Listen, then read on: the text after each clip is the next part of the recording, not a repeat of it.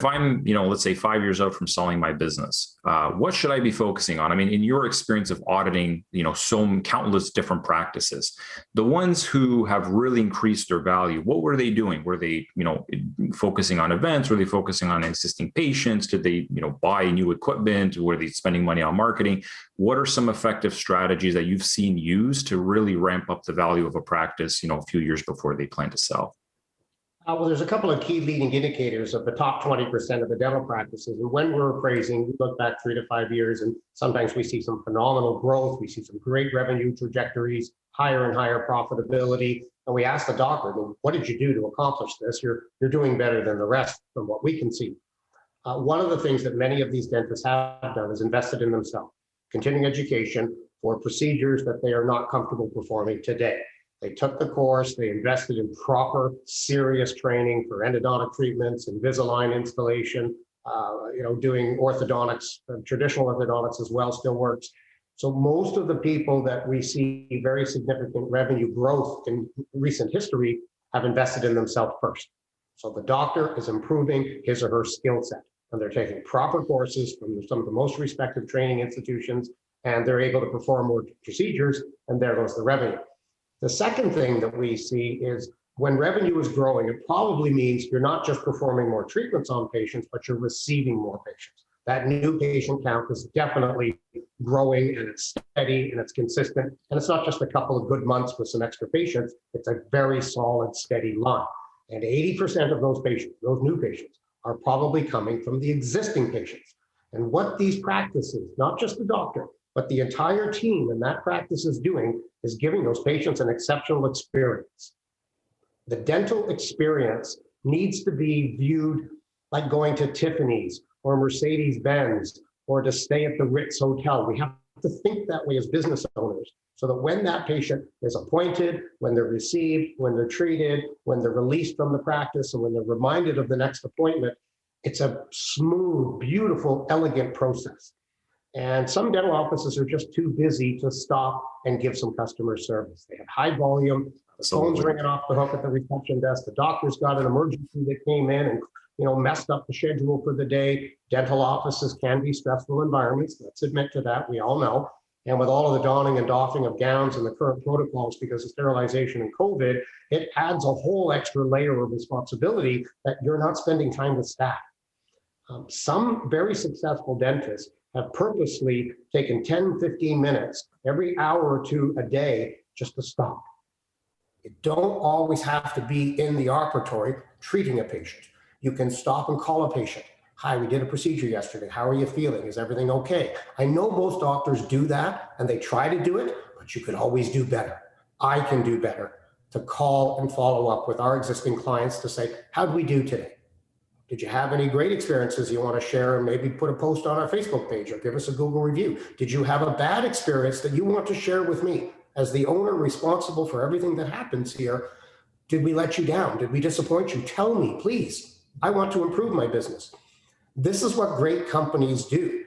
And we all, as consumers, experience that. And I use Tiffany's or Mercedes, and there's other great companies out there where we appoint as a customer or a client or a patient, and we leave and just say, wow, that just felt good. I spent my money on whatever the product or service was, and I just feel good about it. I got an elegant note, a handwritten note, folks, with a first-class postage stamp. Oh my God, does that go a long ways? A telephone call from somebody in the office. Could be any staff member, doesn't have to be the doctor. How are you feeling? Is everything okay? Do you happen to know a friend or family member that might benefit from the experience you just had with us here? You have to ask for referral. So those are the two things that I think are making the exceptional practices exceptional and very valuable, is increased treatment skills by the doctor and definitely increased patient flow from referral from existing patients. Yeah, I absolutely agree with that. I mean, we have a lot of cases where, a dentist will ask us to take certain pages down on the website. Like, I don't do implants. I don't really do ortho. I don't really do this. I'm just going to focus on this other stuff. And I'm thinking, like, there's thousands of courses you can go to learn those skills. Just go and take those skills. You could do it over the weekend, or you do it over, take a couple months and just learn those skills, and you can do actually more treatment. On the customer service side is absolutely true, because oftentimes it's like, we will come in and we will build them a beautiful website that looks like a, like a Mercedes dealership, from the outside. But when a Right. patient calls in and they're treated to this like experience as if you're going to like some rundown used car dealership where someone's just trying to sell you, or the customer service is bad, it's like you're calling a rundown motel. Those patients don't come in or they don't stick around. So it's not about just the external of have the website look nice. Your internal operations needs to mimic that level of quality too, or else it's just not going to go anywhere. I want to just close with this, Nick. One thing that has gone around the business world for years, the 7 most dangerous words in business is, we have always done it this way. We know we need to change. All companies, all dental practices. The 4 most dangerous words in dental practice are this: dental office, please hold. And that happens quite often because the receptionist is overwhelmed. A patient is coming in, a patient is being released. There's lines on hold. Salespeople are trying to get an appointment with the doctor. It's a very, very busy station to be at that desk. And when that receptionist is in a position where he or she has to say, dental office, please hold, man, I bet you there's a 50% hang up rate on that, particularly from an incoming new patient. And Nick, I know your company tracks that, and I'm sure there's a very drastic statistic about people being put on hold and then terminating the call and never calling back. Absolutely. Like we measure like the missed call rate. We measure every instance where somebody gets put on a hold. And yeah, the actual booked appointment rate, it just plummets. It absolutely plummets, right? And oftentimes, it's looked at as, well, that patient wasn't serious. It's like, well, hold on a sec. They took the time to call your practice. They got put on hold for 4 minutes without even as much as a hello.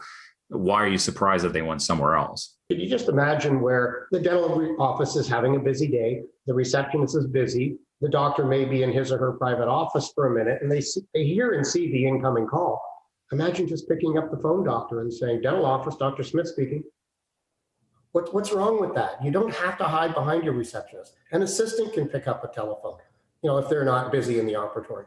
You need to answer these calls. The telephone is still one of the most powerful incoming new patient vehicles that all dental practices have.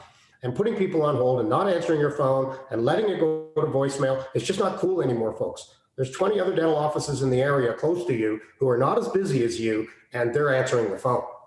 Absolutely. 3 rings or less. If you don't answer that telephone during regular hours, in 3 rings or less, my father always said you're out of business.